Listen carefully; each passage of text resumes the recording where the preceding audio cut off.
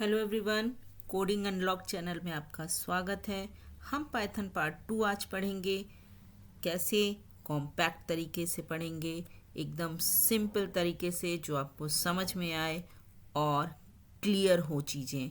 इसीलिए हमने ये ट्यूटोरियल बनाया है।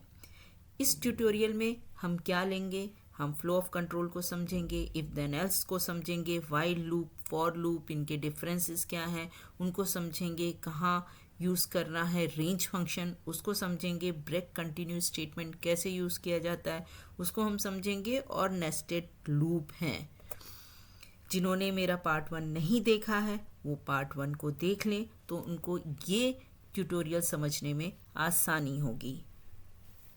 अब हम स्टार्ट करते हैं प्रोग्राम और उसका फ्लो। ये वर्ड प्रोग्राम तो मैंने पहले भी समझाया है कि प्रोग्राम आपका सेट ऑफ इंस्ट्रक्शंस हैं, और उसका फ्लो क्या होता है वो हम अभी समझेंगे। प्रोग्राम सेट ऑफ इंस्ट्रक्शन है जो आपके एग्जीक्यूट होते हैं स्क्रिप्ट मोड में। मैंने बताया था 2 मोड होते हैं। तो स्क्रिप्ट मोड में जहाँ हम पूरा प्रोग्राम एक साथ लिखते हैं और हम उसको एक साथ फाइल के रूप में सेव करते हैं और फिर एग्जीक्यूट कराते हैं, तो वो प्रोग्राम है। सेट ऑफ इंस्ट्रक्शन या सेट ऑफ कमांड्स दोनों सेम चीज़ है, कुछ भी आप कह सकते हैं। Instructions are executed by operating system. हमारा ऑपरेटिंग सिस्टम है, वो इंस्ट्रक्शन को एग्जीक्यूट करेगा। किस ऑर्डर में एग्जीक्यूट करेगा? जिस ऑर्डर में वो लिखे गए हैं उसी ऑर्डर में एग्जीक्यूट करेगा। ये ऑर्डर यही प्रोग्राम का फ्लो कहलाता है कि प्रोग्राम आपका का फ्लो क्या है। फ्लो ऑफ कंट्रोल भी इसको हम कहते हैं, प्रोग्राम का फ्लो भी कहते हैं, दोनों सिमिलर चीज़ें हैं। इंस्ट्रक्शन किस ऑर्डर में एग्जीक्यूट हो रहे हैं वही हमारा फ्लो ऑफ कंट्रोल है या प्रोग्राम का फ्लो है। जैसे हम अपने घर से एक पर्टिकुलर प्लेस ए के लिए जाते हैं तो हम किस रूट से जा रहे हैं वो हमारा रूट जो है वो फ्लो ऑफ कंट्रोल हो गया। अब ये फ्लो ऑफ कंट्रोल अफेक्ट होता है, इस पर प्रभाव पड़ता है 2 तरह के स्टेटमेंट्स का। 2 तरह के स्टेटमेंट कौन कौन से हैं? एक आपका सिलेक्शन स्टेटमेंट है, ये रहा सिलेक्शन स्टेटमेंट, और एक है आपका इटरेटिव स्टेटमेंट। यानी प्रोग्राम का जो फ्लो है वो 2 तरीके से उसमें चेंजेस आ सकते हैं, वो फ्लो अलग डायरेक्शन में जा सकता है, वो इन 2 स्टेटमेंट से होता है। वरना जैसे आपने ऑर्डर में लिखा है, आपने फर्स्ट स्टेटमेंट लिखा, फर्स्ट होगा एग्जीक्यूट, सेकंड लिखा देन सेकंड एग्जीक्यूट होगा, उस तरीके से हमारा फ्लो बढ़ता है। लेकिन जब आपके ये सिलेक्शन स्टेटमेंट आ जाते हैं या रिपीटिटिव स्टेटमेंट आ जाते हैं तब हमारा फ्लो डाइवर्ट हो जाता है, चेंज हो जाता है। वो हम समझेंगे ये 2 स्टेटमेंट को। अब हम समझते हैं सिलेक्शन स्टेटमेंट क्या है। Selection statement if else statement को हम कहते हैं सिलेक्शन स्टेटमेंट। यहाँ हम डिसीजन लेते हैं। अगर आपकी कंडीशन इफ़ इसका सिंटेक्स भी मैंने लिखा हुआ है सामने, इफ़ कंडीशन तो ये स्टेटमेंट होगा, एल्स ये स्टेटमेंट होगा। अगर आपकी कंडीशन, यहाँ पे हम कंडीशन देते हैं। सपोज आप एक ऑर्गेनाइजेशन है तो उसमें अगर आपने आई कार्ड वियर किया हुआ है, पहना हुआ आई कार्ड, तो आपको उसमें एंट्री मिलेगी उस ऑर्गेनाइजेशन में, नहीं तो नहीं मिलेगी। वही एक आपका सिलेक्शन ऑफ स्टेटमेंट हो गया। वहाँ पे आपकी कंडीशन के बेस पे आपके प्रोग्राम का फ्लो डिसाइड होगा। तो इफ़ कंडीशन, यहाँ पे कंडीशन लिखी जाएगी और कंडीशन के बाद कौन से स्टेटमेंट एग्जीक्यूट होंगे, यहाँ पे 1 2 3 4 जितने भी स्टेटमेंट लिखे होंगे वो सारे एग्जीक्यूट होंगे अगर वो कंडीशन फुलफिल होती है तब। इफ़ कंडीशन, और ये सारे स्टेटमेंट कहाँ एग्जीक्यूट होंगे? जब आपकी कंडीशन फुलफिल होती है। अगर कंडीशन फुलफिल नहीं होती, अगर आप कंडीशन को पूरा नहीं करते हैं तो आप एल्स वाले पार्ट में जाएगा कंट्रोल, और तब एल्स वाले स्टेटमेंट एग्जीक्यूट होंगे। यानी यहाँ इस ब्लॉक में ब्लॉक 1 और ब्लॉक 2 में से कोई एक ही ब्लॉक एग्जीक्यूट होगा, और वो डिपेंड करेगा कि आपकी कंडीशन ट्रू हो रही है या फॉल्स है। अगर कंडीशन ट्रू है तो आपका एक ब्लॉक एग्जीक्यूट होगा अगर कंडीशन ट्रू है तो ये वाला स्टेटमेंट एग्जीक्यूट होंगे, नहीं तो ये वाले एग्जीक्यूट होंगे। इफ एल्स ये है कंडीशन तो ये, नहीं तो ये वाले स्टेटमेंट। एल्स का मतलब है ये फुलफिल नहीं हो रहे हैं तब। ये एक है, अब बहुत सीधा सीधा। आई कार्ड लिया है आपके पास तो आप एंटर हो जाइए ऑर्गेनाइजेशन में, नहीं लिया है तो आप बाहर हैं, एल्स है। अब नॉर्मल वे में देखें तो आपका रूट डिसाइड हो गया ना, आप ऑर्गेनाइजेशन के अंदर आपको एंट्री मिलेगी या नहीं, आप दूसरा रूट लेंगे, फिर एल्स में आ गए। और जब ये दोनों में से कोई एक फुलफिल होने के बाद नेक्स्ट जो स्टेटमेंट लिखा होगा उस प्रोग्राम में वो एग्जीक्यूट होगा, उसको कहते हैं following if statement. If statement के बाद जो स्टेटमेंट लिखे होंगे वो आपके एग्जीक्यूट होंगे। क्लियर? कंडीशन के बेस पे आपका कंट्रोल ऊपर से प्रोग्राम एग्जीक्यूट होते हुए आएगा। कंडीशन अगर करेक्ट होगी तो ये वाले स्टेटमेंट एग्जीक्यूट होंगे। अगर कंडीशन आपकी फॉल्स हुई, नहीं फुलफिल हुई, नहीं पूरी हुई, तो तब उस केस में आप ये वाले स्टेटमेंट को एग्जीक्यूट किया जाएगा और उसके बाद ये पूरा इफ एल्स ब्लॉक कंप्लीट हो जाएगा। आप मूव कर जाएंगे बाद के नेक्स्ट स्टेटमेंट में। एक और तरीका है इफ कंडीशन को, इफ कंडीशन में हम एक और वेरिएशन देखते हैं जिसे कहते हैं ना, एक वेरिएशन ये है, एक दूसरी वैरायटी का इफ है। ये बिल्कुल इफ है बट इसमें वैरायटी क्या है, इसमें एल्स की कंडीशन, इसमें एल्स इफ कंडीशन और जुड़ गई है। यानी यहाँ पे तो आपके दो ही ऑप्शन थे कि अगर आपका आईडी कार्ड है तो एंटर, अदरवाइज नहीं एंटर करना है। बट अगर बहुत सारी कंडीशन है तब आप कैसे करेंगे, तो इसको रियल लाइफ एग्जांपल से समझते हैं। जैसे कि आपके वॉलेट में, आपके पॉकेट में अगर इफ़ आपकी पॉकेट में 500 रुपीज़ हैं तो आप 2 पिज़्ज़ा बाय कर सकते हैं।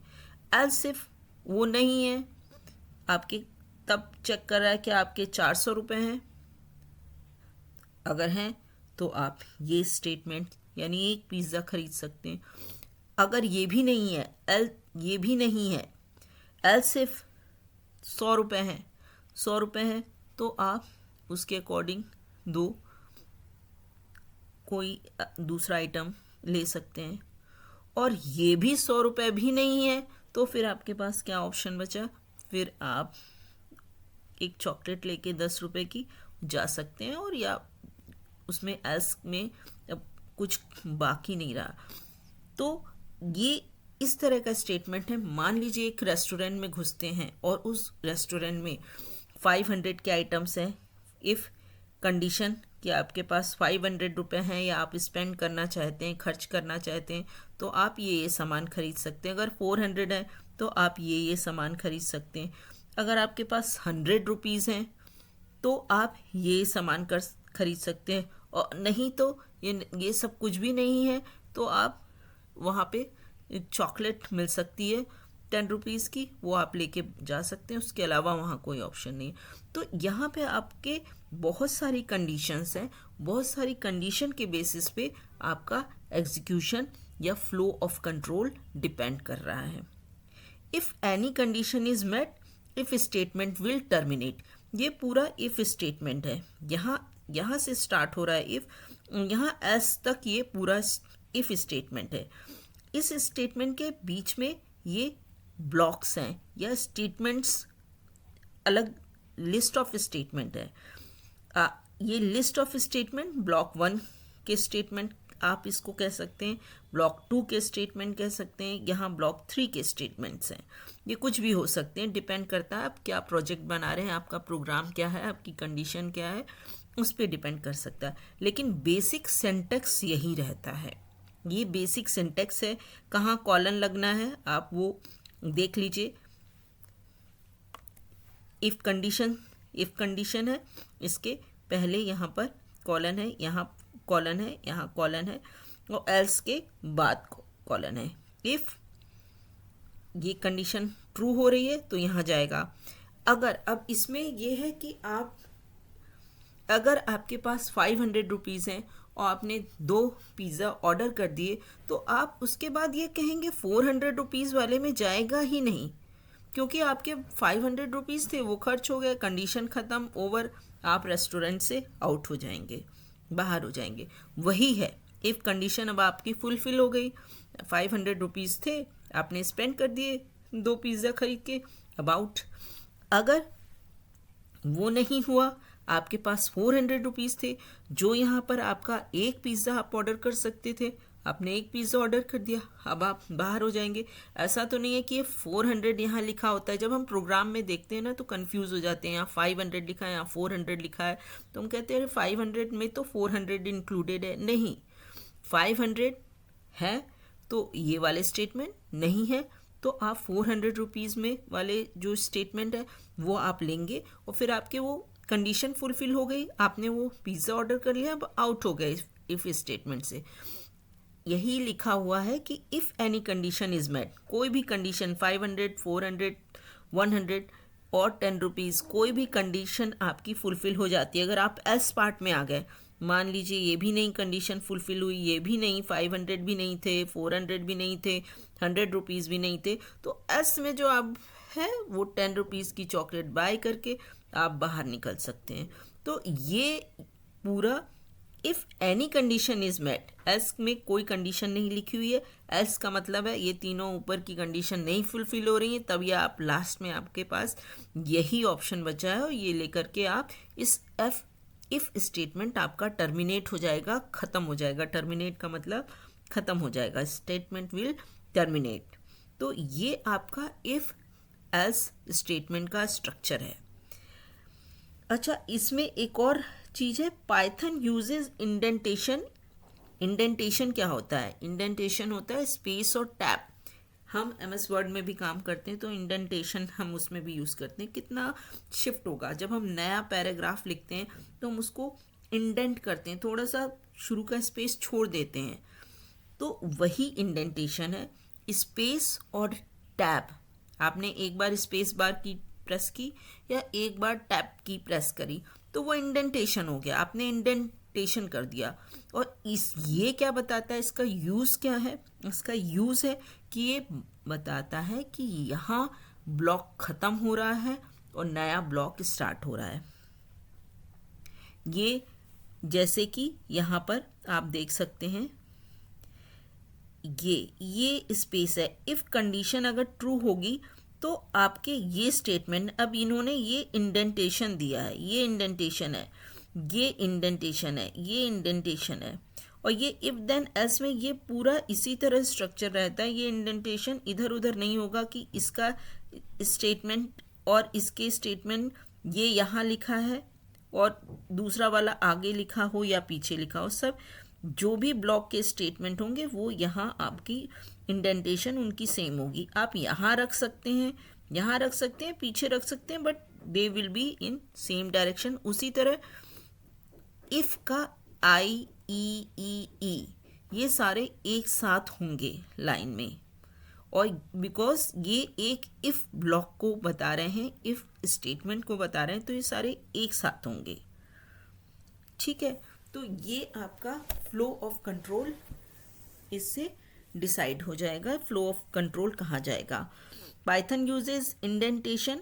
इंडेंटेशन मतलब हो गया space and tabs in the beginning of the statement, किसी भी स्टेटमेंट के बिगनिंग में करते हैं, for block as well as for nested blocks structure.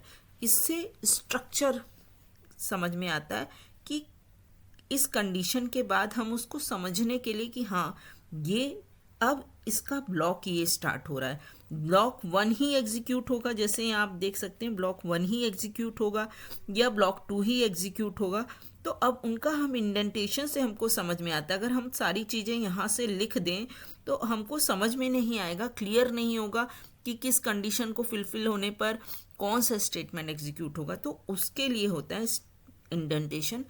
Block, her block की एक और भी चीज़ें रहती हैं, ब्लॉक केवल इतना ही नहीं लिमिटेड है कि वो आपका स्ट्रक्चर बता रहा है, तो इसके अलावा ये बताता है कि हाँ ये ब्लॉक एक साथ एग्जीक्यूट होंगे, इनका प्रायोरिटी क्या है वो हम आगे चल के देखेंगे और समझेंगे।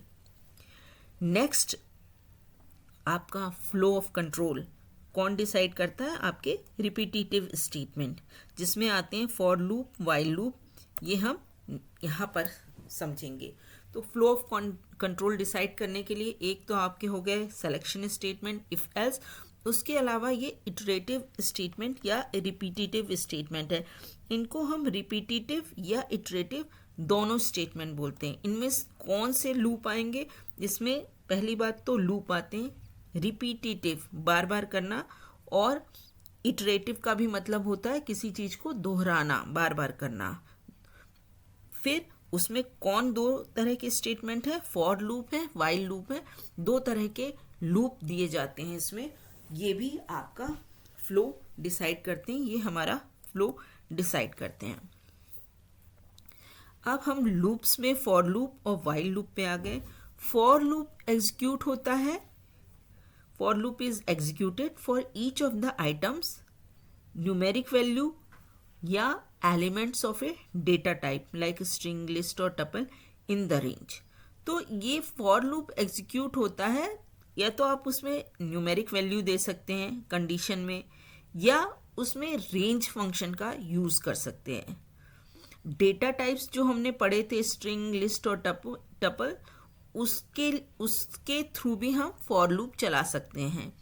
लेकिन व्हाइल लूप इज एग्जीक्यूटेड, उसमें केवल एक टेस्ट कंडीशन दी होती है, उसमें elements of a data type ये नहीं वर्क करता है। जो इसमें फॉर लूप में लिखा है elements of a data type like in the range function का यूज़ करके हम डेटा टाइप, जो डिफरेंट डेटा टाइप्स हैं उनके थ्रू हम फॉर लूप को चला लें, ऐसा नहीं होता है। व्हाइल लूप केवल एक टेस्ट कंडीशन रहती है, test condition numeric test condition generally रहती है, पर हम जितनी भी तरह की टेस्ट कंडीशन है हम वो दे सकते हैं। रेंज फंक्शन का हम यूज़ व्हाइल लूप में नहीं कर सकते।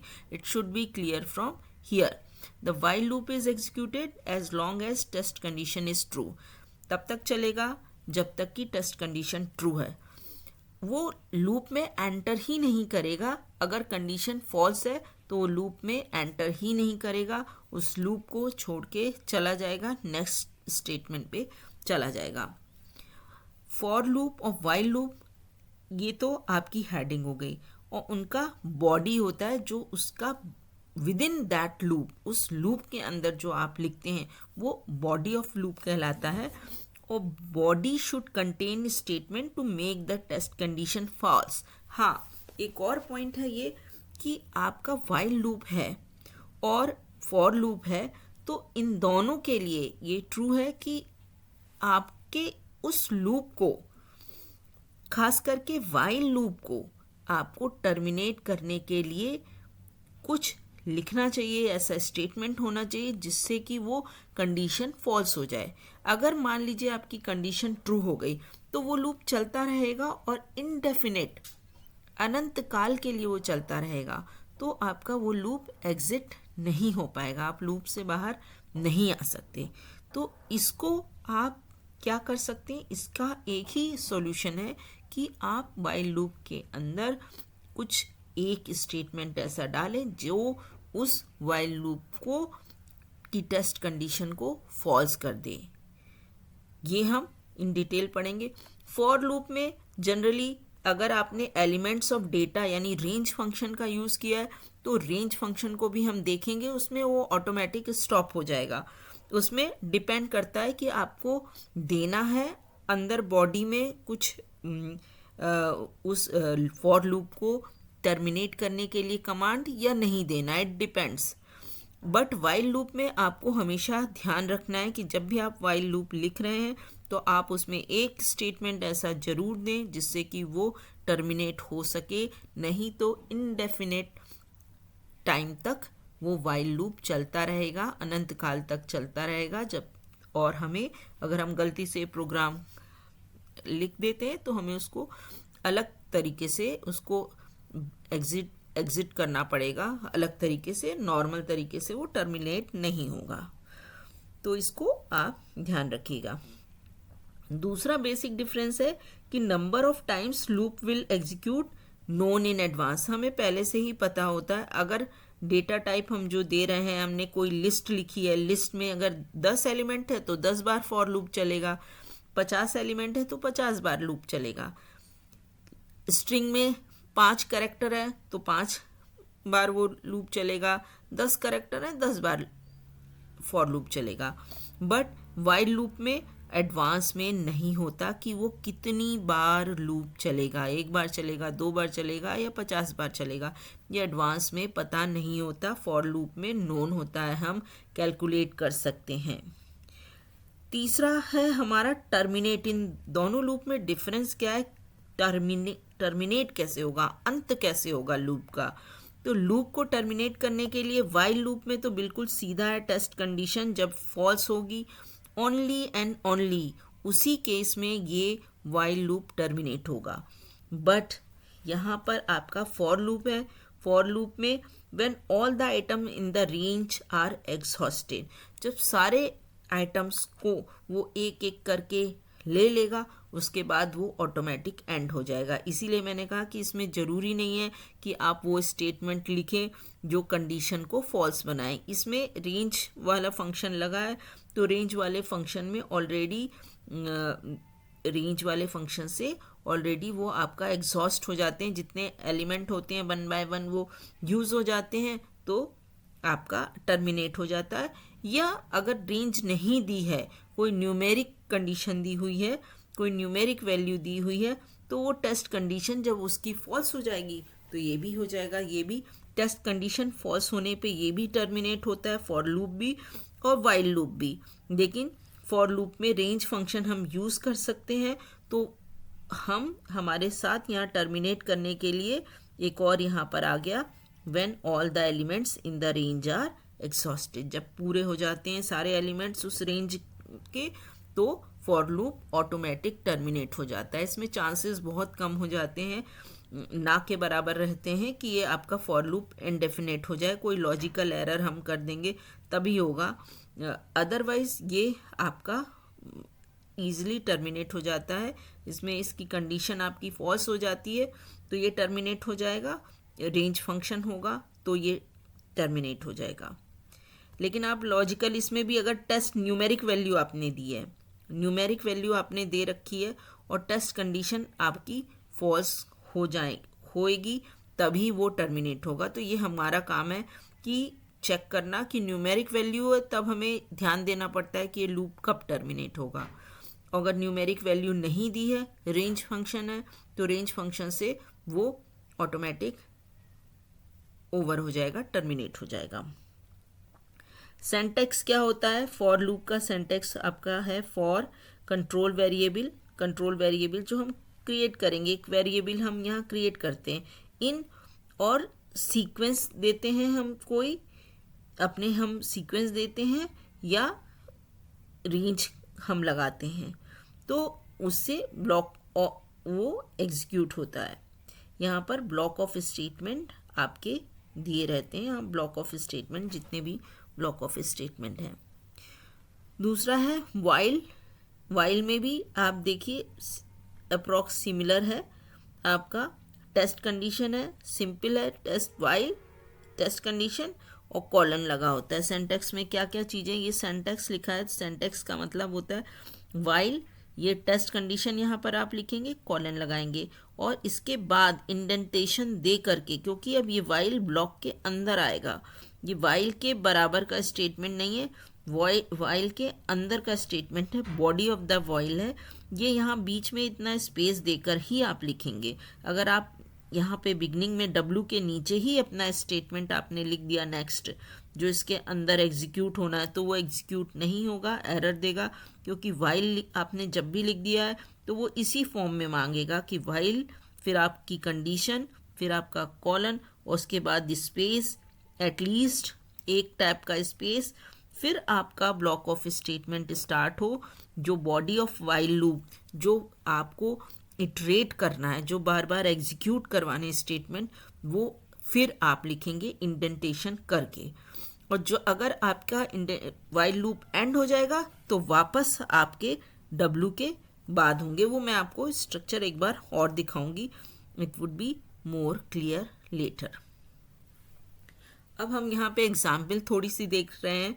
यहाँ पे ये हमने सिर्फ पार्ट 1 लिया है। पार्ट 1 मीन्स फॉर का हेडिंग पार्ट लिया है, जो हेडिंग है वही लिया है।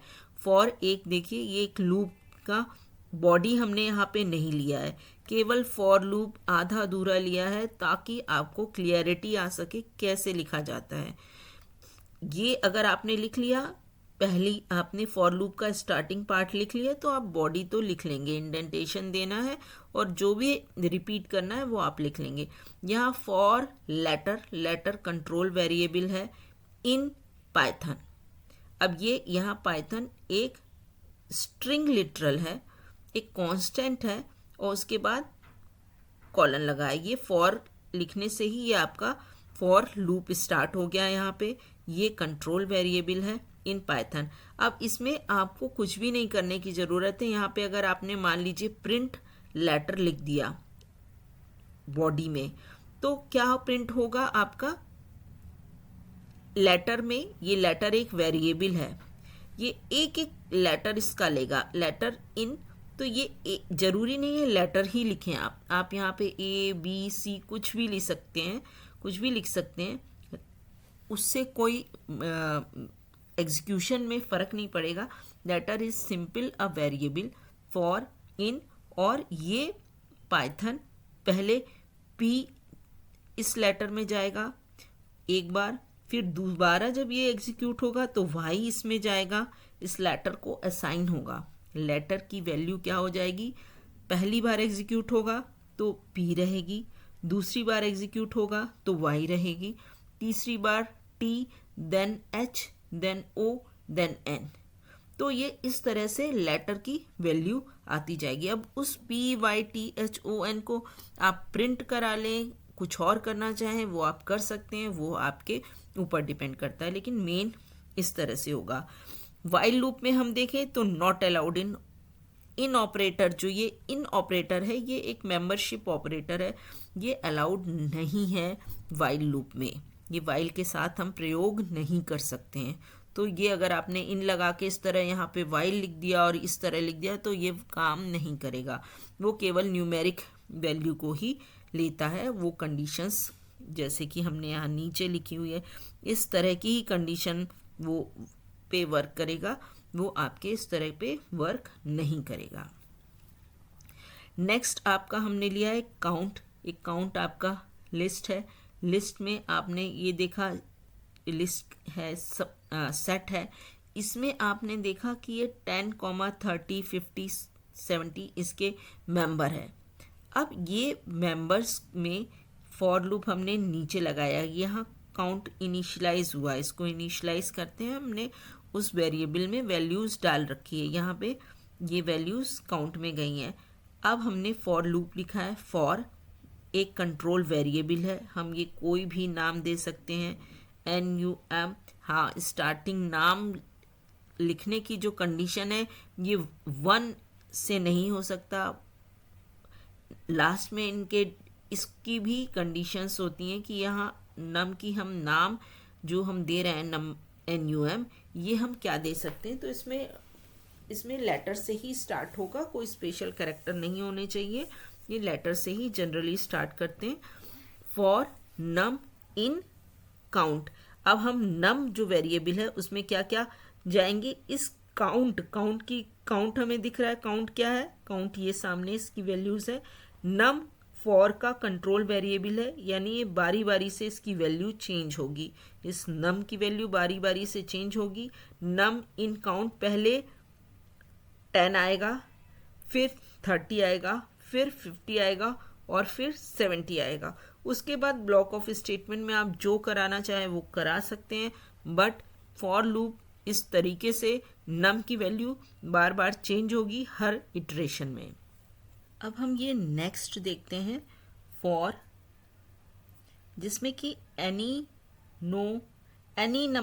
Number variable is less than, कोई भी हम नंबर वेरिएबल ले सकते हैं, इसका नाम कुछ भी रख सकते हैं, इट डजेंट मैटर, और लेस देन इक्वल टू 5, और फिर आपकी कंडीशन, ये आपका न्यूमेरिक टाइप हो गया। इसमें आपका एनी नंबर जब तक लेस है 5 से तब तक ये लूप एग्जीक्यूट करेगा। यहाँ हमें ध्यान रखना पड़ेगा कि लूप ओवर कैसे होगा, क्योंकि अगर हम एनी नंबर वेरिएबल की वैल्यू, कोई भी वेरिएबल यहाँ पे हम ले रहे हैं, उस वेरिएबल की वैल्यू चेंज नहीं होगी तो ये लूप चलता ही रहेगा। तो उसको हमको देखना पड़ेगा। हमको अपने जो ब्लॉक लिखेंगे उसमें हमको उसको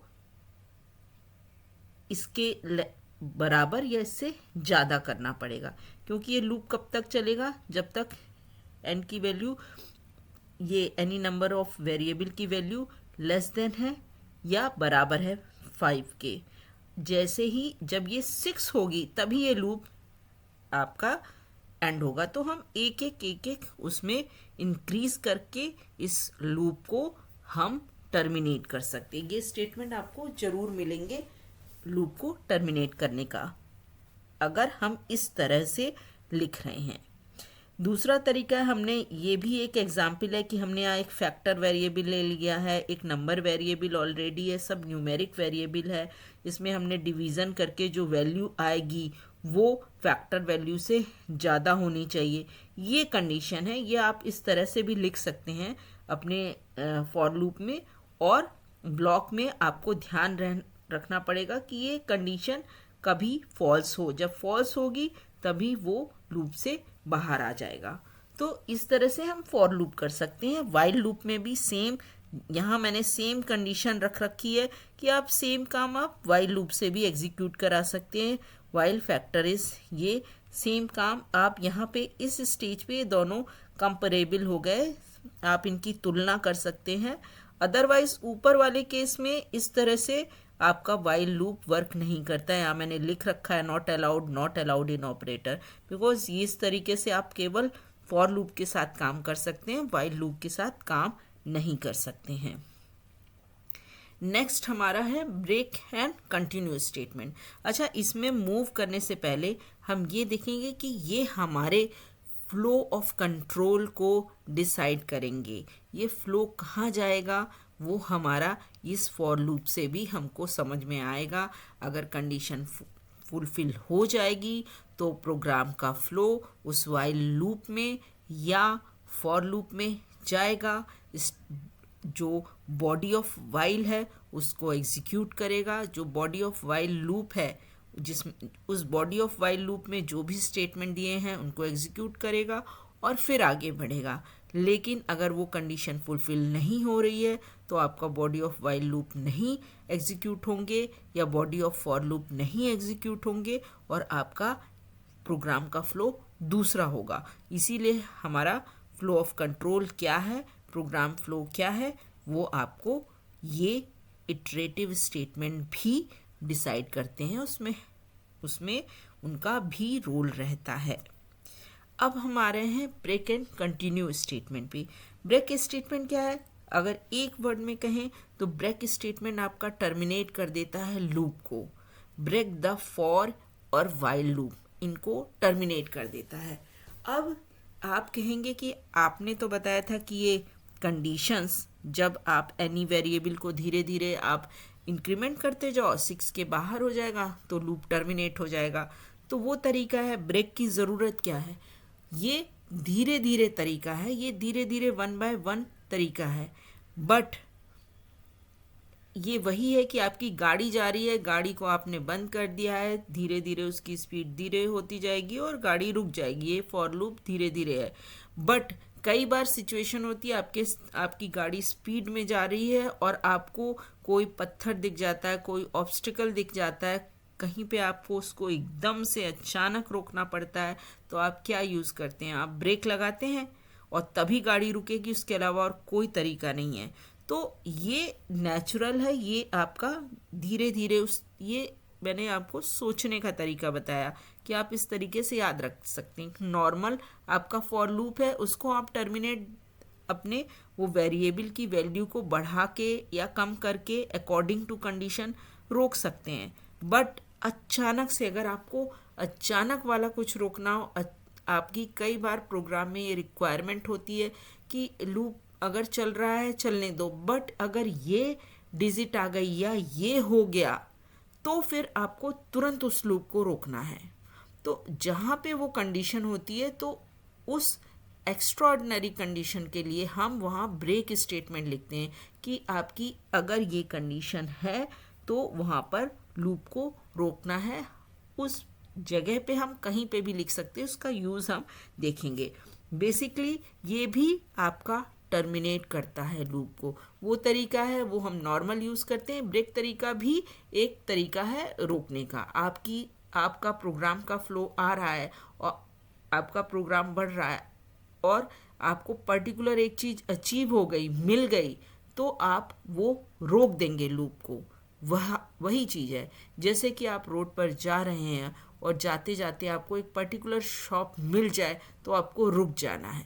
ये वही चीज़ है, आप वहाँ पे ब्रेक लगा के रोकेंगे अपनी गाड़ी को, वो चीज़ है। कंटिन्यूस स्टेटमेंट क्या है?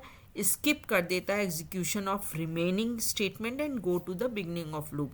आपका लूप का जो जहाँ पर कंटिन्यू स्टेटमेंट मिल जाएगा लूप को, वो नीचे के सारे स्टेटमेंट छोड़ देगा और बिगनिंग में चला जाएगा।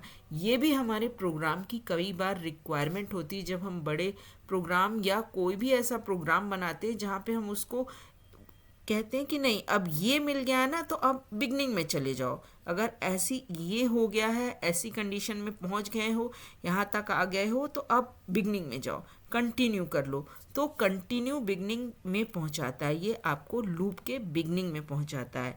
ब्रेक आपका टर्मिनेट ही कर देता है, लूप ख़त्म हो जाएगा, वापस आप उस सेम लूप में नहीं जा सकते, वो कंप्लीटली ख़त्म हो जाएगा। कंटिन्यू में आप उस लूप के बिगनिंग कंडीशन में पहुंच जाओगे, वापस बिगनिंग में जाएगा। वो फॉर जहाँ लिखा है या जहाँ वाइल लिखा है उस वाली स्टेटमेंट पे आप सीधे पहुंचोगे। जैसे ही आप इनकाउंटर करोगे कंटिन्यूस स्टेटमेंट, आप सीधे फॉर या वाइल जहाँ लिखा हुआ है वहाँ पहुंच जाओगे। तो ये ब्रेक ऑन कंटिन्यू है, इसका भी हम एग्जाम्पल देखेंगे। उससे पहले हम फॉर लूप में एक रेंज फंक्शन होता है, उसको भी हम समझ ले। रेंज फंक्शन क्या करता है? ये जनरेट करता है list of numbers, in numbers को जनरेट करता है, केवल और केवल लिस्ट ऑफ नंबर्स को जनरेट करता है रेंज फंक्शन। यूज़ किसके साथ होता है? वाइल के संग यूज़ नहीं होता है, ये केवल फॉर लूप्स के संग ही यूज़ होता है। ये ऐसा ही पाइथन का स्ट्रक्चर है, ये फॉर लूप के साथ में ही यूज़ होता है। वाइल के संग अगर आपने रेंज फंक्शन लगा दिया तो वो कम्प्लीटली रॉन्ग प्रोग्राम है, वो चलेगा ही नहीं, वो सिंटैक्स एरर देगा। ठीक है, अब रेंज जो फंक्शन है ये बना बनाया एक फंक्शन है, इसका सिंटैक्स क्या है? ये रेंज फंक्शन है, इसके अंदर एक आपका ये ब्रैकेट लगा होता है, ये आपके ब्रैकेट लगे होते हैं और इस रेंज के अंदर स्टार्ट एक वैल्यू दे सकते हैं। 3 ऑप्शन हम इसमें दे सकते हैं, कॉमा लगा लगा करके हम कॉमा के साथ में 3 ऑप्शन दे सकते हैं कि start, comma stop, comma step. Start मतलब रेंज, जो चूंकि ये नंबर जनरेट करेगा तो कहाँ से नंबर जनरेट करना है, 10 से करना है, 20 से करना है, 50 से जनरेट करना है, 1000 से जनरेट करना है, तो आप स्टार्ट वैल्यू एक आप देंगे। स्टॉप कहाँ पे करना है? अनंत काल के लिए नहीं चलता है, ये कहीं ना कहीं स्टॉप होगा, तो स्टॉप वैल्यू क्या है? ये स्टॉप वैल्यू क्या होगी? तो स्टॉप वैल्यू जो भी हम यहाँ लिखते हैं, एक चीज़ इसमें और बता दें, यहाँ जो स्टॉप वैल्यू हम लिखते हैं वो कभी भी आउटपुट में दिखाई नहीं देती है। जो भी हम यहाँ, अगर हमने स्टॉप वैल्यू 5 लिखी है, स्टार्ट वैल्यू 0 लिखी है, तो 0 1 2 3 4 तक जाएगा, 5 नहीं कभी आउटपुट में दिखाई देगा। तो ये इसका स्ट्रक्चर है। ये ऐसा क्यों है? इसका स्ट्रक्चर है, इसको बनाया ही ऐसे गया है। ठीक है, स्टार्ट, स्टॉप, स्टेप। अब स्टार्ट से स्टॉप तक पहुंचने के लिए कैसे चलना है? +1 करना है, एक एक स्टेप बढ़ाते जाना है, 2 स्टेप बढ़ाते जाना है, 3 स्टेप बढ़ाना है, 10 स्टेप बढ़ाना है, तो वो स्टेप इसमें लिखा रहता है। इस स्टेप में हम -1 भी लिख सकते हैं, -10 भी लिख सकते हैं, ये डिक्रीज भी कर सकता है। आपका स्टार्ट में आपने दे दिया 50, स्टॉप में लिख दिया 0, 50 से लेकर 0 तक का लिखो, और स्टेप में आपने माइनस करने के लिए दे दिया 50 में से 10 माइनस करते जाओ। तो उस तरीके से भी ये रेंज फंक्शन वर्क करता है। ये इंक्रीजिंग और डिक्रीजिंग दोनों तरह के लिस्ट ऑफ नंबर्स जनरेट कर सकता है। डिपेंड्स करता है कि आपने स्टार्ट, स्टॉप और स्टेप में क्या दिया है।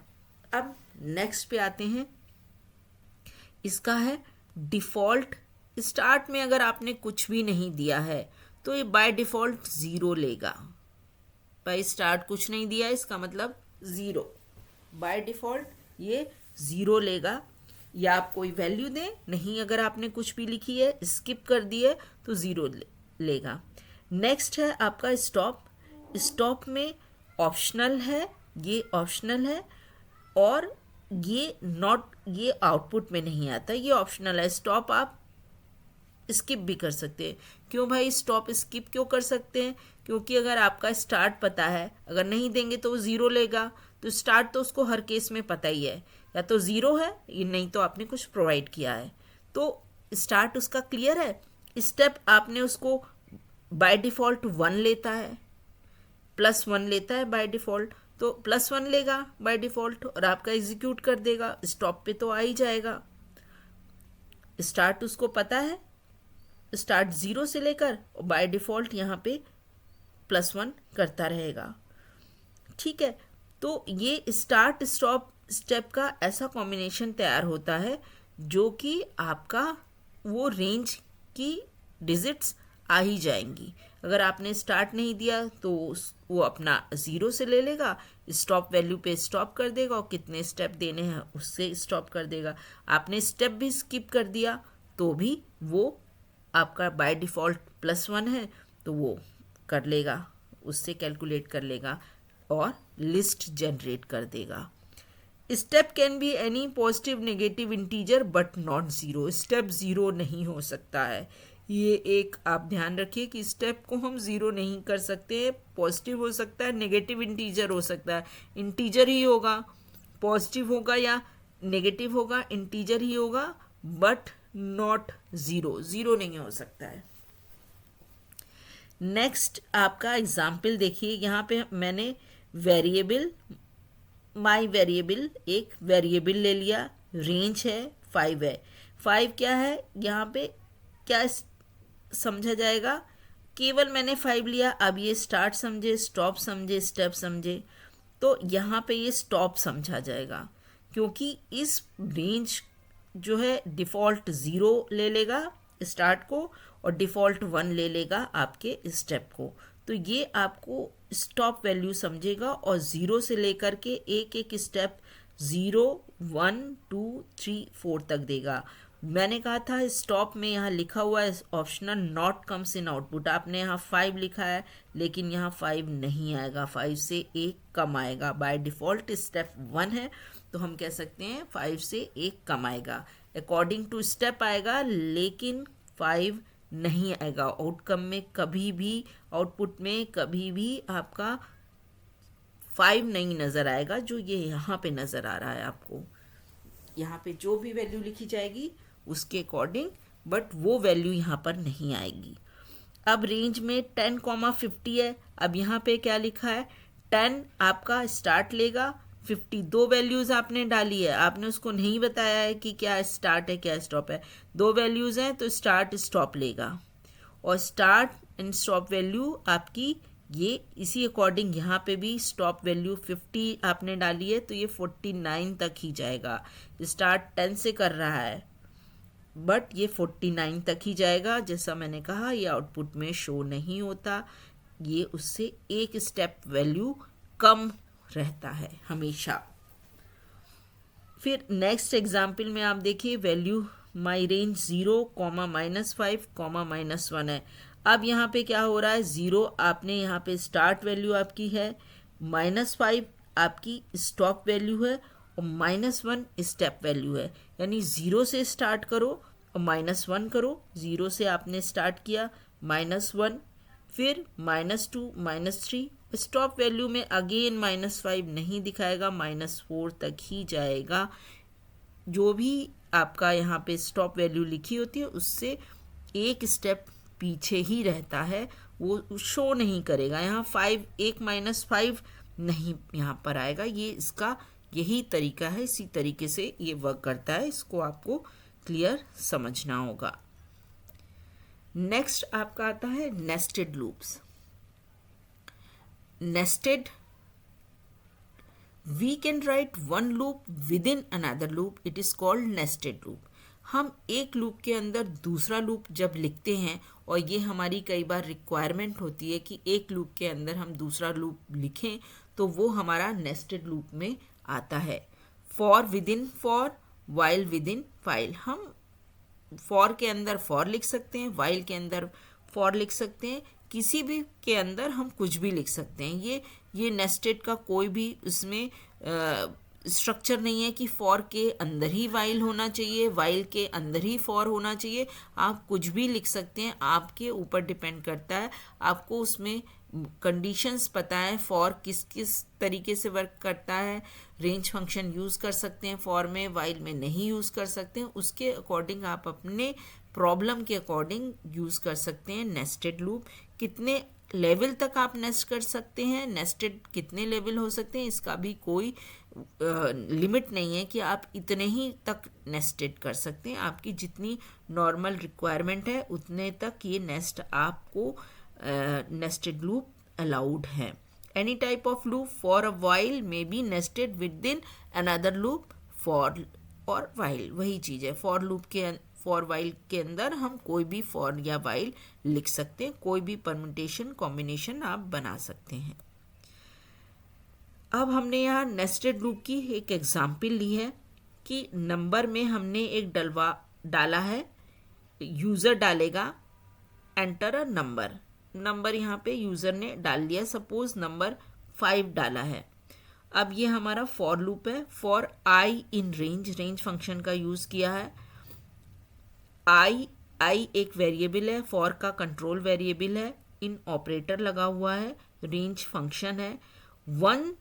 रेंज फंक्शन में स्टार्ट वैल्यू 1 है, स्टॉप वैल्यू num+1 है, और यहाँ स्टेप वैल्यू बाय डिफ़ॉल्ट +1 मानी जाएगी। तो अब यहाँ पे num+1 है, यहाँ एंटर 5 करा है, तो हमने यहाँ num+1 इसलिए कर दिया, 6 कर दिया, क्योंकि 5 तक हमें यूज़र 5 तक चलाना चाह रहा है, बट उसको नहीं मालूम है कि पाइथन में 5 कभी शो ही नहीं होगा।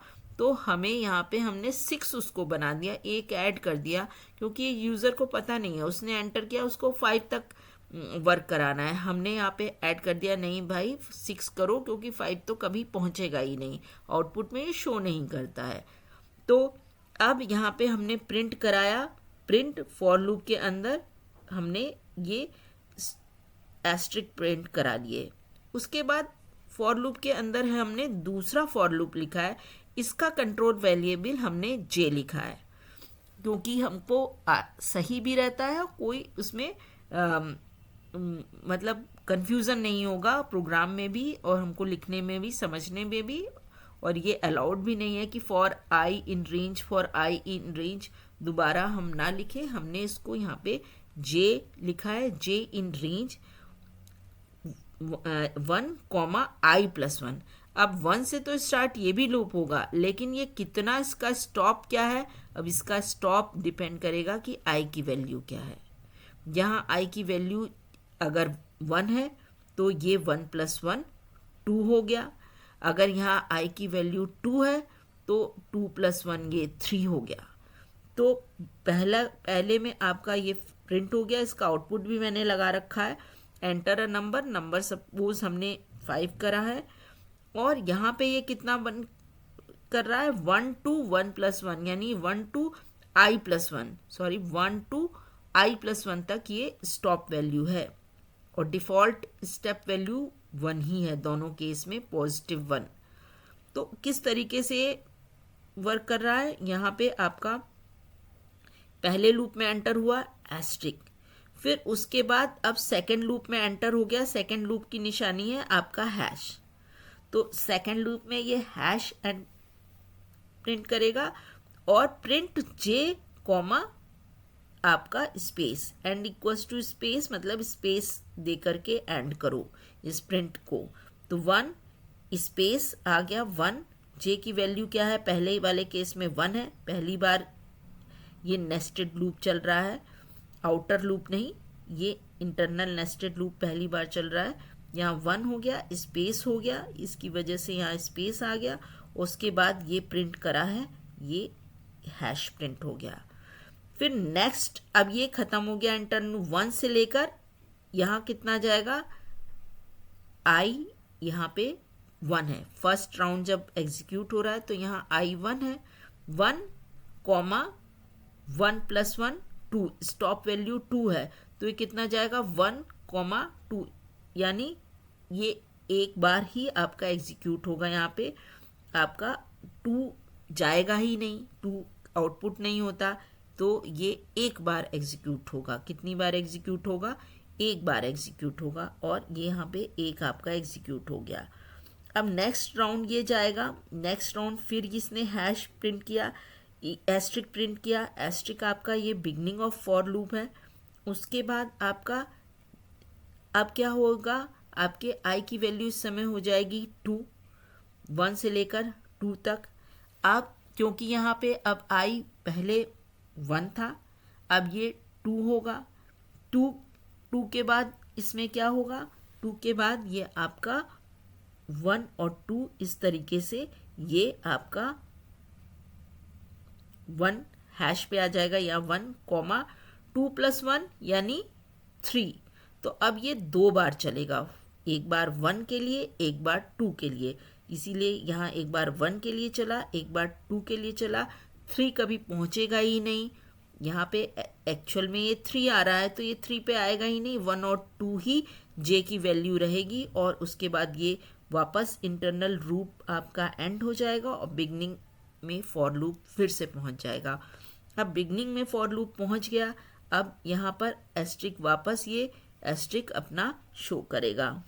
नेक्स्ट वाला आपका एस्ट्रिक ये तीसरे एस्ट्रिक पे आ गया। अब यहाँ पे वैल्यू क्या हो गई, फर्स्ट थी, फिर दूसरे में सेकंड थी, अब यहाँ पे थर्ड हो गई, 1 से लेकर 3 हो गई। आई की वैल्यू इस समय थर्ड टाइम में 3 है, तो 1 2 और ये 3 + 1 4 हो गया इंटरनल, यानी आपका जे लूप जो है वो 1 से लेकर, जे लूप आपका 1 से लेकर 4 तक चलेगा, तो 4 तो ये कभी पहुंचेगा ही नहीं, 1 2 3 जाएगा, तो 1 2 3 के लिए 3 बार ये हैश प्रिंट हो जाएगा, 1 2 3, और उसके बाद वापस बिगनिंग ऑफ लूप में आ जाएगा। फिर इसी तरह 1 2 3 4 और बिगनिंग में आ जाएगा, और इस तरह से ये 1 2 3 4 5, जहाँ रेंज 5 आपकी हो गई। इसमें देखिए कोई भी स्टेटमेंट नहीं लगाया है आपको लूप को टर्मिनेट करने के लिए, इंक्रीमेंट करने के लिए, क्योंकि आई इन रेंज लिखा है, रेंज में कितनी बार चलेगा, आई कॉमा नम +1 यानी 5 बार चलेगा। नम प्लस, यहाँ पे नम की वैल्यू 5 है, नंबर की वैल्यू 5 है, तो ये 1 2 हमने लूप लगाया, नम +1 कर दिया यानी 6 कर दिया है, तो ये 1 2 5 टाइम्स चलेगा। तो हर बार इसका इंटरनल भी अलग अलग चल रहा है, नेस्टेड लूप भी अलग अलग चल रहा है। ये आपको एग्जाम्पल के लिए दिखाया था, इस तरह बहुत सारी एग्जाम्पल बन सकती है, बहुत सारे पैटर्न बन सकते हैं, तो उनमें हम नेस्टेड लूप का यूज़ करते हैं, और भी बहुत जगह हैं जहाँ पे हम नेस्टेड लूप का यूज़ करते हैं। अब हम फॉर लूप के एग्जाम्पल देखते हैं। फॉर लूप के एग्जाम्पल में यहाँ पे एक फैक्टोरियल निकालने का प्रोग्राम है। इसमें फैक्टोरियल नंबर सपोज हमें 5 का निकालना है, तो हमने यहाँ असाइन कर दिया value my number equals to 5। अब इसमें फैक्टोरियल एक वेरिएबल है, इसको वैल्यू 1 दे दी है, असाइन किया है। ऐसा क्यों किया, ये प्रोग्राम की डिमांड है, क्योंकि हमारा जो फैक्टोरियल निकालने का प्रोसेस है वो प्रोसेस हमने इसमें एल्स में डाला हुआ है। आप यहाँ देख सकते हैं एल्स में हमने ये पूरा प्रोग्राम जो फैक्टोरियल एक्चुअल निकालेगा। बाकी 0 का निकालना, 0 का फैक्टोरियल 1 होता है, तो हम इसका कोई प्रोसेस नहीं है, इसका कोई तरीका नहीं है, तो उसको हमने डायरेक्टली ये फाइंड आउट करके कि अगर नंबर जो नंबर जिसका हमें फैक्टोरियल निकालना है अगर वो 0 के बराबर है तो उसकी वैल्यू 1 कर दो सीधे डायरेक्ट, इसका कोई तरीका नहीं है। 0 का फैक्टोरियल 1 होता है। तो यहाँ इसीलिए इस फैक्टोरियल को हमने 1 किया है और जो भी 0 आएगा उसका फैक्टोरियल हम सीधे दिखा देंगे कि फैक्टोरियल ऑफ 0 इज़ 1। अगर नंबर 0 से कम कोई एंटर करता है, यहाँ हमने 5 ले लिया है, अगर हम किसी यूज़र से एंटर करवाते नंबर, वो नंबर -5 या माइनस में दे देता, 0 से कम होता, तो उसको हम लिखते कि क्या मैसेज देते कि ये पॉसिबल नहीं है, 0 से छोटी वैल्यू का फैक्टोरियल निकालना पॉसिबल नहीं है। ठीक है, अब हम आते हैं कि अगर यहाँ से ये हमारा इफ़ कंडीशन चालू हो रही है, इफ़ इफ एल्स, और एल्स के अंदर हमारा ये फॉर लूप लगा हुआ है। तो इफ़ एल्स ये पूरा इफ़ स्टेटमेंट है और इसका जब ये ओवर होगा तो लास्ट में आपका ये स्टेटमेंट प्रिंट होगा। इसको अगर हम डायरेक्ट करके देख लेते हैं, स्केप करती हूँ, यहाँ से मैं कोड कॉपी करती हूँ, कोड कॉपी करके और इसको हम डायरेक्ट रन करके देखेंगे अपने सिस्टम पे। यहाँ पर मैं जा कर के आइडियली टाइप करूँगी, IDLE, और ये इंटीग्रेटेड डेवलपमेंट इन्वायरमेंट पाइथन का आ जाएगा। ये आ गया पाइथन का इन्वायरमेंट। यहाँ पे फाइल लेके एक हम न्यू फाइल करेंगे, हम स्क्रिप्ट मोड में कर रहे हैं, इसमें हम प्रोग्राम डायरेक्ट लिखते हैं। तो यहाँ हमने माई नंबर और ये पूरा हमारा प्रोग्राम आ गया है और यहाँ इसको हम सेव कर देते हैं, Ctrl+S। जब हम सेव करेंगे तो ये नाम मांगेगा, नाम हम अपना इसको पाइथन पार्ट 2 में है हमारा example3 करके हम सेव कर रहे हैं फाइल। ये हमने सेव कर दी, बिना सेव किए रन नहीं होगा। अब यहाँ पर ये प्रिंट, आप इसमें देखिए कि ये यहाँ पे प्रिंट, यहाँ प्रिंट, यहाँ ये फॉर जो है ये गलत तरीके से लिखा हुआ है। इस फॉर को एक्चुअली यहाँ होना चाहिए, इस एल्स के अंदर का ब्लॉक है, एल्स के अंदर का ब्लॉक है, इंडेंटेशन इसीलिए मैंने दी है, और ये फैक्टोरियल फॉर के अंदर का ब्लॉक है। तो ये फॉर के इक्वल नहीं यहाँ पे रह सकता, फॉर का एफ और इस फैक्टोरियल का एफ यहाँ नहीं रह सकता। अगर हम इसको रन करेंगे तो ये एरर देगा, ये यहाँ पे ये दे रहा है error, expected and indented block after for, for के बाद इंडेंटेड ब्लॉक चाहिए, ये एरर देगा। तो इसको हमें यहाँ पे अंदर करना पड़ेगा, अंदर शिफ्ट करना पड़ेगा, इंडेंटेशन यहाँ देनी पड़ेगी इतना कि ये फॉर के एफ से कम आ जाए, तब कंप्यूटर समझेगा, पाइथन का कंपाइलर समझेगा कि ये आपका जो है इंडेंटेशन है, ये फॉर के अंदर का ब्लॉक है। अब ये फॉर के अंदर का हो गया ब्लॉक फैक्ट। अब ये लूप चलेगा, लूप जब चलेगा तो ये स्टेटमेंट केवल इतना पार्ट ही चलेगा। ये वाला पार्ट आप देख रहे हैं फॉर से बाहर है, दूर है, ये एफ के अंदर है, एफ से कम इसका इंडेंटेशन ज़्यादा है, एफ यहाँ है और इसका इंडेंटेशन ज़्यादा है, तो ये फॉर के अंदर का ब्लॉक है। अगर मैं इसको ऐसे कर दूंगी, अब ये फॉर के अंदर का ब्लॉक हो गया, बट मुझे नहीं करना है फॉर के अंदर, इसलिए इसको मैं बाहर ही रहने देती हूँ। अब ये फॉर के बाहर का ब्लॉक है, तो इंडेंटेशन से पहचानता है कंप्यूटर कि आपका ये फॉर के अंदर का पार्ट है कि बाहर का पार्ट है। अब ये इफ़ के बाहर का, इफ़ के इक्विवेलेंट, ये इफ़ का स्टेटमेंट चालू हुआ है, इफ़ एल्स, और उसके बाद ये एंड हो जा रहा है पूरा इफ़ स्टेटमेंट। ये इफ़ के बाहर का स्टेटमेंट है, लास्ट प्रिंट ये इफ़ के भी बाहर है, इफ़ के इक्विवेलेंट ब्लॉक है, क्योंकि जहाँ इफ़ स्टार्ट हो रहा है वहीं से प्रिंट स्टार्ट हो रहा है। तो इफ़ वाला जो स्टेटमेंट है पहले वो एग्जीक्यूट होगा, उसके बाद प्रिंट वाला स्टेटमेंट एग्जीक्यूट होगा। इसका फ्लो ऑफ कंट्रोल कैसे होगा, पहले इफ़ का स्टेटमेंट एग्जीक्यूट होगा और फिर प्रिंट पे जाएगा। अब इफ़ के अंदर क्या हो रहा है, कंडीशन चेक होगी, पहली कंडीशन होगी तो पहला ब्लॉक, दूसरी कंडीशन अगर ट्रू हुई तो दूसरा ब्लॉक, अगर दोनों कंडीशन नहीं फुलफिल हुई तब वो तीसरे ब्लॉक में आकर एक लूप को रन करेगा और लूप के अंदर आपका फैक्टोरियल आपका जनरेट होगा। यहाँ तक बात क्लियर है। अब हम इसको अब यहाँ पे क्या होगा कि पहले फैक्टोरियल की वैल्यू फैक्ट जो है ये एक्चुअली फैक्टोरियल को स्टोर कर रहा है, फैक्टोरियल को रिप्रेजेंट कर रहा है यहाँ पे। तो आपका माई नंबर 5 यूज़र ने एंटर कर दिया, या जिसका हमें फैक्टोरियल निकालना है वो 5 है। अब 5 की वैल्यू 0 से छोटी है? बिल्कुल नहीं, 5 बड़ा है 0 से, तो ये इफ कंडीशन फेल हो जाएगी और इसके अंदर का ब्लॉक रन नहीं होगा। नेक्स्ट एल्स इफ पे जाएगा, माई नंबर इक्वल्स टू 0, क्या 5 0 के बराबर है? नहीं बराबर है, तो प्रिंट हो जाएगा फैक्टोरियल ऑफ 0 नहीं बराबर है, तो ये प्रिंट नहीं होगा क्योंकि 5 बराबर नहीं है 0 के। अब एल्स वाले पार्ट पे आएगा जहाँ पहली कंडीशन फेल हो गई, दूसरी कंडीशन फेल हो गई। अब ये तीसरे एल्स पे आएगा कि अब तो ये करना ही करना है क्योंकि यहाँ एल्स के आगे कोई कंडीशन नहीं है।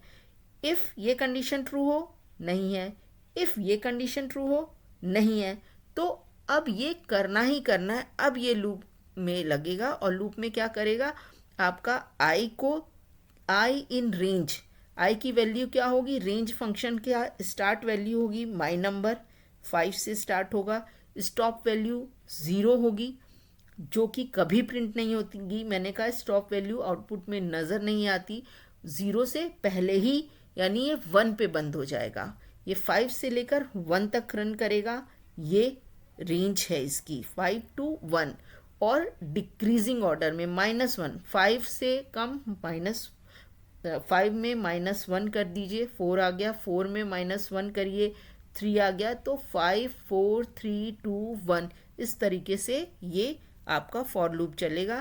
फैक्टोरियल का इसको कैसे हम पढ़ें, ये एक्चुअली फैक्टोरियल में वैल्यू स्टोर होगी। क्या लेकिन वैल्यू स्टोर होगी, फैक्टोरियल मल्टीप्लाइड बाय आई। जब हम इसको इंटरप्रेट करते हैं तो हमको पहले इस इक्वल को दिमाग में कैसे रखना है, इग्नोर कर देना है, फैक्टोरियल मल्टीप्लाइड बाय आई। अब जब हम ये कैलकुलेट कर लिए और जो वैल्यू आई वो वैल्यू हमें कहाँ स्टोर करनी है, हमारे लेफ्ट हैंड साइड वाले वेरिएबल में। आई में स्टोर नहीं होगी, नेवर एवर, हमेशा कहाँ स्टोर होगी, जो हमारा इस साइड वेरिएबल लिखा होगा लेफ्ट हैंड साइड पे उसी में स्टोर होगी। इसलिए इसको लिखने का तरीका है फैक्ट मल्टीप्लाइड बाय मल्टीप्लिकेशन का साइन इक्वल्स टू आई। तो ये इसी तरीके से लिखा जाएगा। अगर यहाँ आई यहाँ लिख दें और फैक्ट यहाँ लिख दें तो ये वर्क नहीं करेगा, प्रोग्राम फैक्टोरियल जनरेट नहीं करेगा। कुछ तो भी नंबर आएगा लेकिन वो फैक्टोरियल नहीं होगा, वो आपकी होगी लॉजिकल एरर। वो लॉजिकल एरर होगी, कंप्यूटर तो कैलकुलेट करके दे देगा बट लॉजिकल एरर उसमें आएगी, may be run time error भी आ जाए। ठीक है, तो यहाँ पे रेंज लेकिन यहाँ पे क्लियर है आपकी 5 से लेकर, और एक एक स्टेप -1 होती जाएगी, 5 4 3 2 1, और आपका फैक्टोरियल प्रिंट होता जाएगा। हम यहाँ पे देख सकते हैं, पहले हम रन करके देखते हैं, सेव कर लेते हैं, Ctrl+S, रन करके हम देखते हैं क्या आएगा आउटपुट। यहाँ पे my number is not defined, यहाँ पे कहीं आपका माई नंबर यहाँ पे इस जगह पे गलत लिखा हुआ है, यहाँ पे Ctrl+S किया, ये सारे वेरिएबल नेम सेम होने चाहिए, रन किया। अब फैक्टोरियल ऑफ 5 इज़ 120, डायरेक्ट क्या प्रिंट हो रहा है, आपका ये पार्ट प्रिंट हो रहा है। 0 नहीं है 5, इसलिए इसमें नहीं गया, बराबर नहीं है 0 के इसलिए भी इसमें भी नहीं गया, ये 0 से कम नहीं है, नेगेटिव नंबर हट गया, इक्वल टू 0 नहीं है वो भी हट गया। अब इस पार्ट में आया, यहाँ पे हम चेक कर सकते हैं कि ये कैसे प्रिंट कर रहा है। हम यहाँ पर इसके ऊपर और बिल्कुल इस F के जस्ट ऊपर ही हमें लिखना पड़ेगा प्रिंट, और प्रिंट में अगर हम ये प्रिंट करा दें कि एक तो हम अपना साइन लगाएंगे कि ये कोई भी हम साइन लिख लेते हैं कि ये हमारा किस जगह है, पहचान के लिए केवल इतना, फैक्ट कॉमा आई, दोनों की वैल्यू हर बार वो जनरेट करेगा, जितनी बार लूप चलेगा उतनी बार हमको ये प्रिंट होगा। और पहली बार क्या था वो भी हमें देखेगा। पहली बार फैक्टोरियल 1 है, तो हम चेक कर लेते हैं, कंट्रोल एस करते हैं, रन करके देखते हैं। इन दोनों को एक सीध में रखते हैं, पी और एफ दोनों एक बराबर होने चाहिए। कंट्रोल एस मैंने बराबर करने के बाद सेव नहीं किया था। लेट्स रन, और आप यहाँ पर देख सकते हैं फैक्टोरियल जनरेट हो गया है। जिस तरीके से हम मैन्युअली निकालते हैं बस उसी तरीके से है।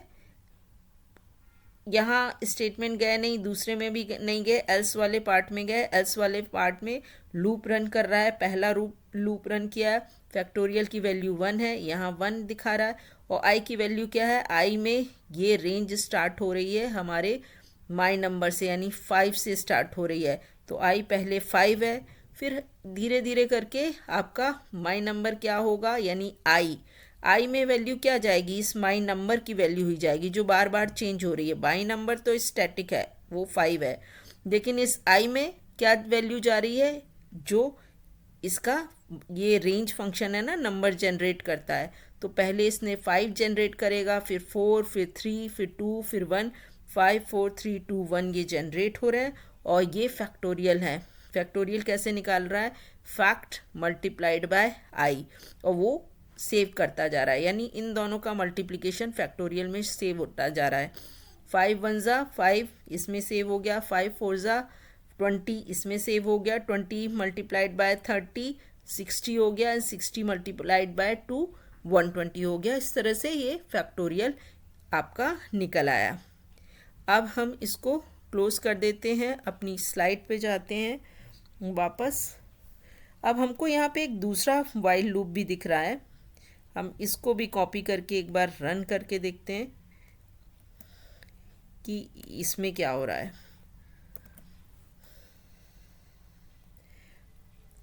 अब हमने इसको इरेज कर दे रहे हैं, इसको हमने डिलीट कर दिया, कंट्रोल वी करा, कंट्रोल एस किया, हमने चेक किया चीज़ें सही हैं कि नहीं, सारी चीज़ें सही हैं। और ये आपका वाइल लूप की वर्किंग है। इसमें इन ऑपरेटर यूज़ नहीं होता, तो इसमें इसी तरह के न्यूमेरिकल कंडीशंस ही आएंगी। और हम इसको रन करके देखते हैं। अनएक्सपेक्टेड इंडेंट, अब ये आप देखिए यहाँ पे दिखा रहा है इतना सा स्पेस भी इसको अलाउड नहीं है, क्योंकि ए यहाँ पर बिगनिंग कहाँ से हो रहा है, यहाँ एकदम कर्सर आपको दिख रहा है, ए एकदम बिगनिंग में है, और वाइल यहाँ पे स्पेस है, ये स्पेस अलाउड नहीं है। इस स्पेस को भी हमें डिलीट करना पड़ेगा, क्योंकि जैसे ये फर्स्ट स्टेटमेंट है उसी तरह ये सेकंड स्टेटमेंट है। वाइल की कंडीशन, इसमें इंडेंटेशन नहीं चाहिए, जहाँ एक्स्ट्रा आ जाएगा स्पेसेस तो वो आपको बिल्कुल बताएगा कि यहाँ गलत है। अब ये प्रिंट और ए ये दोनों सही है, एक सीध में, अगर ये इधर उधर हो जाएंगे तो ये आपको एरर देगा। अच्छा, इसमें क्या हो रहा है, वाइल लूप में ए इक्वल्स टू 109, एक वेरिएबल है ए जिसकी वैल्यू 109 है, और ये इनिशलाइज कर दिया, इसको इनिशलाइज करना कहते हैं। शुरू में हमने वेरिएबल को एक वैल्यू दे दी। अब उसके बाद हमारा वाइल लूप कब तक चलना है, वाइल लूप जब तक ए बड़ा है 100 से बड़ा है जब तक ए, तब तक ये चलता रहेगा। जैसे ही ए 100 के बराबर होगा या 100 से छोटा हो जाएगा तो वो हमारा एंड हो जाएगा। यहाँ पे आप देख सकते हैं कि यहाँ 109 है, 109 बड़ा है बिगनिंग में, तो एक बार ये लूप चलेगा, प्रिंट हो जाएगा 109। फिर यहाँ पर ए माइनस इक्वल्स टू 3, इसका मतलब है कि ए में से इक्वल्स टू मैंने कहा ना, इसको इग्नोर करिए और पहले आप कैलकुलेट करिए ए माइनस 3। ए में से 3 आपका 3 चला गया तो कितना बचा, 106 बचा, और वो 106 की वैल्यू असाइन हो जाएगी लेफ्ट हैंड साइड वाले वेरिएबल को, यानी ए को असाइन हो जाएगी। तो ये 106 हो गया। इस तरह करते करते एक बार 109 प्रिंट होगा, देन 106 प्रिंट होगा, एंड देन 103 हो जाएगा। अब 103 जब हो जाएगा तो उसमें से आप 3 माइनस कर देंगे तो 100 बचेगा। तो 100 is greater than equal to 100? No, 100 equal to है, 100 ग्रेटर नहीं है।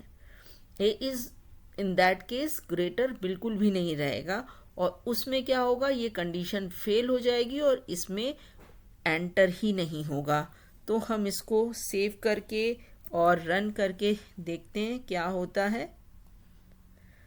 यहाँ पे वही एज एक्सपेक्टेड, पहले ए की वैल्यू 109 प्रिंट हुई, फिर उसमें से 3 कम हो गया, लूप वापस बिगनिंग में गया और ए की वैल्यू 106 हो गई थी तब तक, 106 प्रिंट हो गया। अब 106 में से भी 3 चले गए, 103 हो गया, 103 इज ग्रेटर देन 100, तो फिर लूप में एंटर कर गया और प्रिंट हो गया।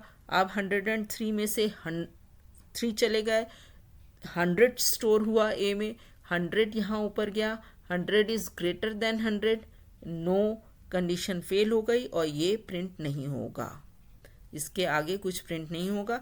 अब हम यहाँ पर अगर कुछ भी दो आपको मैं दिखाती हूँ इंडेंटेशन का, अगर हम यहाँ पर लिख देते हैं प्रिंट, अगर हम यहाँ पे लिख देते हैं प्रिंट और कोई भी हम साइन दे देते हैं, इसमें आपका कोई भी हम दे सकते हैं। अगर ये हमने विद इन लूप लिखा है, विद इन लूप हमको स्टेटमेंट लिखना है, तो पी ए और ये एक सीध में होंगे, एक उनके इंडेंटेशन सेम होंगे, स्पेस जो होता है वो सेम होगा। कंट्रोल एस करेंगे और यहाँ पर रन कर देंगे।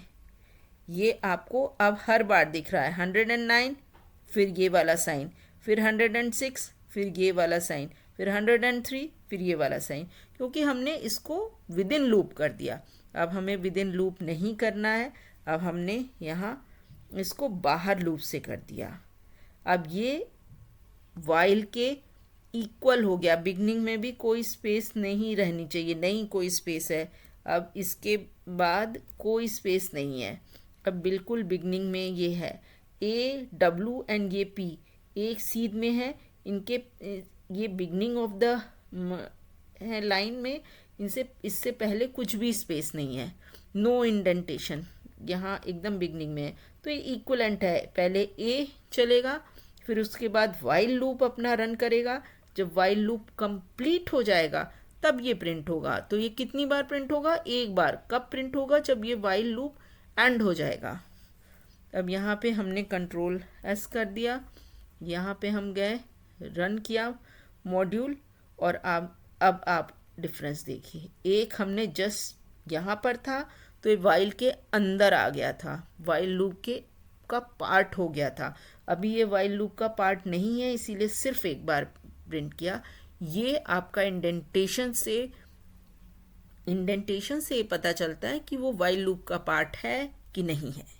वाइल लूप की बॉडी के अंदर आएगा तो वो वाइल के अंदर आएगा, मतलब वाइल की प्रीमाइसेस के अंदर आ गया, एक तरह से आप कहते हैं वाइल के घर में आ गया, उसकी बॉडी का पार्ट हो गया, तो ये इंडेंट रहेगा, अंदर की तरफ रहेगा, डब्लू के बराबर खड़ा है, डब्लू से मुकाबला कर रहा है, इसका मतलब ये डब्लू के बराबर है, तो ये अब डब्लू के बाहर का पार्ट है। जो मुकाबला कर रहा है तो उसका सबऑर्डिनेट नहीं है ना, उसके अंडर में नहीं आ रहा है। जो वाइल की बॉडी होती है वो वाइल के अंडर में होती है, वो उसके अंदर होती है, वाइल के अंदर है यानी उसके अंडर में है, विद इन वाइल बॉडी आ रहा है। अब ये डब्लू के बाहर है, ये डब्लू और पी एकदम बराबरी से खड़े हैं, तो इसका मतलब ये डब्लू और पी एक दूसरे के नीचे हैं, बराबरी से मुकाबला कर रहे हैं, जहाँ मुकाबला होता है वहाँ पे वो उसके अंडर में नहीं है, कहते हैं ना तुम हमारे अंडर में हो, अब ये अंडर में नहीं है प्रिंट, इसीलिए ये एक बार प्रिंट होगा, बाहर प्रिंट होगा। ये समझने का तरीका था। अब हम अपनी स्लाइड पर जाके देखते हैं।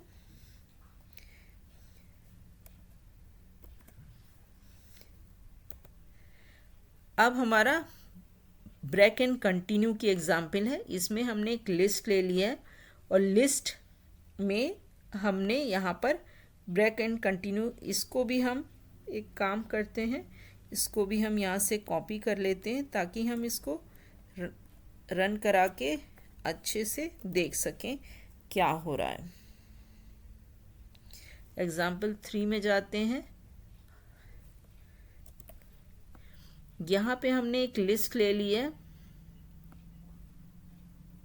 एक वेरिएबल ले लिया है आपका, और यहाँ पर ये नम इन लिस्ट, यानी इस नंबर में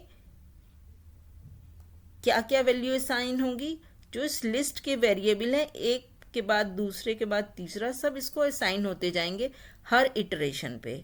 हर बार जब ये लूप चलेगा, पहली बार चलेगा तो इसका पहला 11 आ जाएगा, क्योंकि लिस्ट 1 यहाँ लिखा है ना, इन लिस्ट 1, तो लिस्ट 1 की जितने भी वेरिएबल्स हैं, जितने भी वैल्यूज़ हैं, 1 बाय 1 इसको असाइन होते जाएंगे। लिस्ट 1 में सबसे पहला 11 है, तो नंबर को लूप चलने पर नंबर को नम क्या होगा, 11 लेगा वैल्यू, फिर नम 2 वैल्यू लेगा। नम यहाँ वेरिएबल है ना, कंट्रोल वेरिएबल, तो ये धीरे धीरे अपना रूप चेंज करेगा। ये नियम कभी 11 है, कभी 2 है, फिर 34 है, फिर 56 है, फिर 12 है, फिर 8 है, फिर 103 है। उसके बाद ये लूप एंड हो जाएगा। इसमें कहीं भी हमको इंक्रीमेंट और डिक्रीमेंट नहीं करना पड़ रहा है, क्योंकि ये लिस्ट के अकॉर्डिंग जहाँ लिस्ट ओवर हो जाएगी, हमने जब फॉर लूप पढ़ा था तो उसमें हमने यही पढ़ा था कि लिस्ट जब एग्जॉस्ट हो जाएगी, ओवर हो जाएगी, तो ये लूप एंड हो जाएगा। अब इस लूप में हमने सिर्फ, ये कोई स्पेशल केस नहीं है, ये हमने ब्रेक कंटिन्यू का यूज़ दिखाया है। पहले हम यहाँ पर आपको ये स्टेटमेंट है कंट्रोल एक्स, ये हमने लिया और यहाँ पर हम पेस्ट कर दे रहे हैं। अब आप यहाँ पे सेव करके रन करके देखते हैं कहीं कोई इशू तो नहीं आ रहा है। देखिए कोई इशू नहीं है, और यहाँ पर पहला आपका बिलो एवरेज दिखा रहा है। बिलो एवरेज यानी 12 से, ये नंबर 12 से कम होगा तो ये बिलो एवरेज प्रिंट करेगा। तो 11 भी 12 से कम है, 2 भी 12 से कम है, 2 बार बिलो एवरेज प्रिंट हुआ, ठीक है। फिर 34 आया, 34। अब ये जब लूप चलता है तो वर्क कैसे होता है, लूप ने सबसे पहले 11 जाएगा, फिर ये कंडीशन पे आएगा, 11 is less than 12, yes, print below average, print हो गया बिलो एवरेज।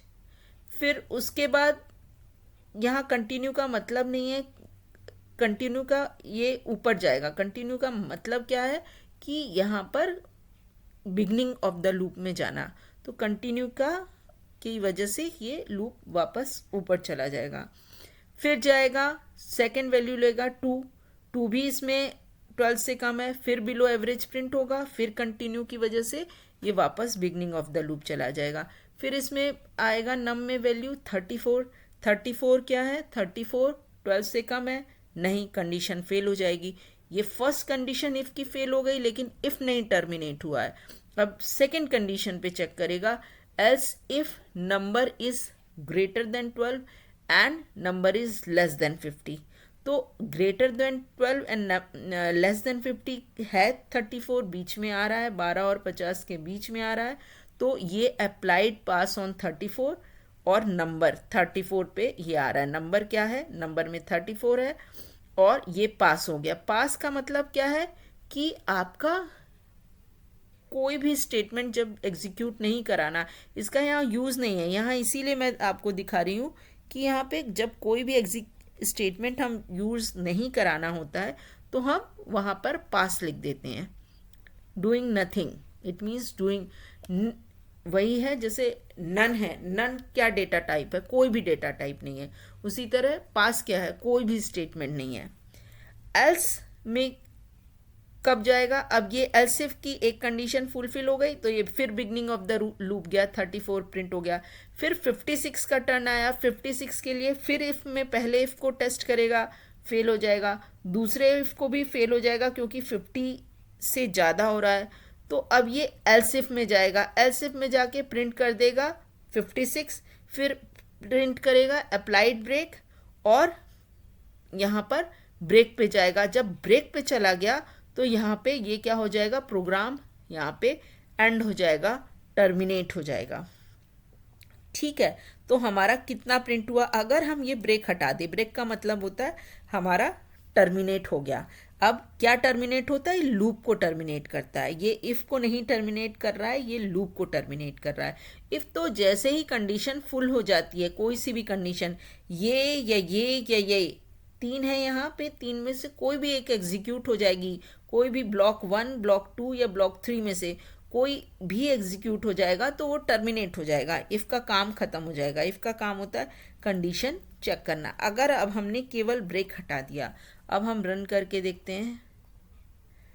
अब देखिए, अब यहाँ पे अभी तक कितना प्रिंट हुआ था, applied break program ends, applied break program ends 56, applied break program ends. अब यहाँ पे 56 अप्लाइड ब्रेक, फिर दोबारा इसने 12 भी प्रिंट किया है, अप्लाइड ब्रेक किया है, बिलो एवरेज 103 भी प्रिंट किया है, अप्लाइड ब्रेक प्रोग्राम एंड्स। इसने इतना यहाँ पे इतना भी प्रोग्राम एंड्स। अब लास्ट में प्रोग्राम, ये तो प्रोग्राम एंड होने पे, ये फॉर लूप के बाहर का स्टेटमेंट है, ये तो लास्ट में ही प्रिंट होगा। यहाँ पे भी लास्ट में प्रिंट हो रहा है, यहाँ पे भी लास्ट में, क्योंकि जब कंट्रोल लूप से बाहर जाएगा तभी इस पर आएगा। तो ये तो हर एक में आपको एंड में दिख रहा है, लेकिन 103 तक गया प्रोग्राम। यहाँ पर केवल 56 पे जाकर ही ब्रेक हो गया था। जैसे ही वो यहाँ नंबर अप्लाइड ब्रेक और 56 और यहाँ ब्रेक लग गया था, ये लूप ही ओवर हो गया था। दोबारा नम ने कोई वैल्यू नहीं ली, ना 12 लिया, ना 8 लिया, ना 103 लिया, और इसमें नम ने 103 तक यानी लास्ट तक पहुँचा है। और 12 को भी इसने प्रिंट किया है, क्योंकि 12 लेस देन है 12, ये वाली कंडीशन को फुलफिल किया होगा तो ये प्रिंट किया है। अब हम यहाँ पे कंटिन्यू हटा देते हैं, अब यहाँ हम ब्रेक लगा देते हैं, ब्रेक लगा देते हैं और यहाँ पे हम कंटिन्यू हटा देते हैं, ये हटा देते हैं। तो अब हम रन करके देखते हैं हमारा प्रोग्राम कैसे रन करेगा।